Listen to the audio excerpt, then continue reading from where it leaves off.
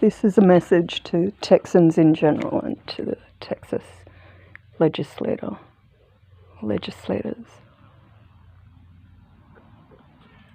I have had a very strange relationship with Texas, personally speaking, and internally, obviously.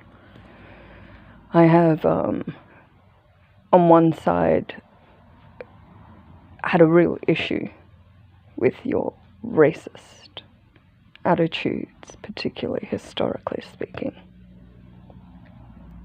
But on the other, I think you have a fair sense of justice in a legal system which is beyond par in certain respects. I have a deep appreciation for your sense of struggle, putting racism aside, for the strength of character which you hold, and for the struggle of your people in making of the land and making of yourselves. I love your southern hospitality notions and that way of existence. Can't stand country music, but there's some really quaint and really strong notions of justice which you hold, but you undermine them, and of recent you have sold out your people to things like Musk. You've sold out on your ideals, and you have sold out your people to certain belief systems which are antiquated, patriarchal, paternalistic,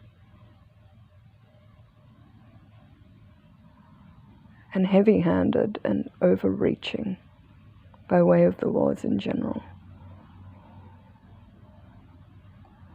Would it sound better if I was a male telling you this?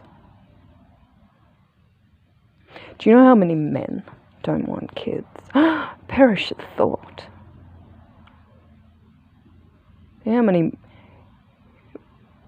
Why do you still hold to the belief that everyone should have children? Well, it's not that. It's that the right of life to exist, really, as they deem fit within the law. Well, let's explore that. It's quite ironic, really, that you have marked yourself out as a state, as a unto your own type of little world. You're so distinct from the rest of the United States, and you pride yourself on that. Not the rest of the world. Why is that? Because you know how bad and shocking the world is, how different to your ideals they are. Why do you have an issue with the rest of the world if you think that everything is peach pie, apple pie, and perfect? We don't, right? What do you think of the world? It is a fucked up place, right? Why do you force others to exist in a fucked up place where they are going to be ripped to shreds? Particularly if they're born into a world where they're not wanted by even their parents.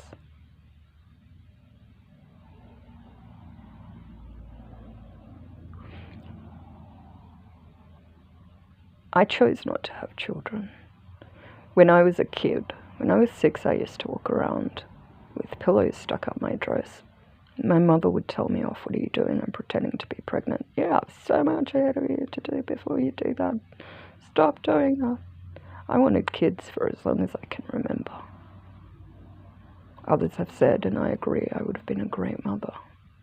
I would have been a great mother. I'm in a position where I would have benefited from having children. Every step of the way, having kids would have been a benefit to me, particularly now. I don't regret the decision not to have children, because I am selfless and I am love. And on the notion of love, that is my selfless act. You have no right to force others into a world where they are going to... If I had a choice, if I could have spoken to Angela and Teresa and said, don't have me, oh, that's cheer, I would have said, don't have me. That is the absolute truth. Beyond that, general legislation states it is not illegal to have an abortion. It is an act, generally speaking, which is selfless, and maybe it's not. Maybe those who don't want to have kids, who decide to have abortions, are doing it for selfish reasons. Whichever way it is viewed, it is saving that individual from a hell which you, from your pure existence and how you have framed it, state as truth. The world is fucked up.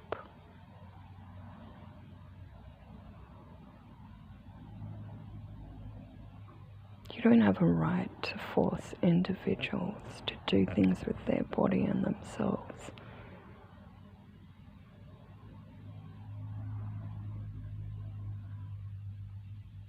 Beyond that which legislation in a democratic world entitles you to.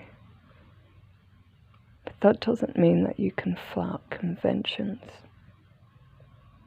And maybe you can on certain things within the scope and boundary of what is acceptable. But when it comes to doing so for your own archaic sense of populating the globe, an overpopulated globe, it has nothing to do with saving a life.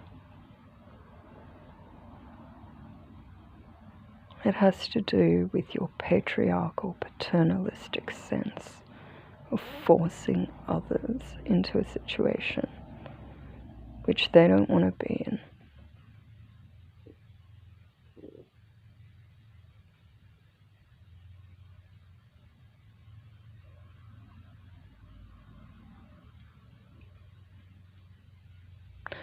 How's your health system like? If someone can't afford life-saving treatment, what happens to them? Maybe you should look at that before you decide to force others to do things which are against the notion of human rights and existence. I am speaking to you in the hope that you will listen and understand this view.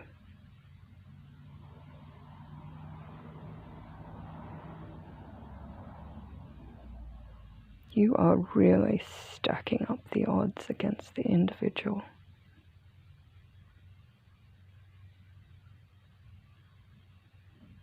You are making it impossible for fairness or justice to be had with your laws.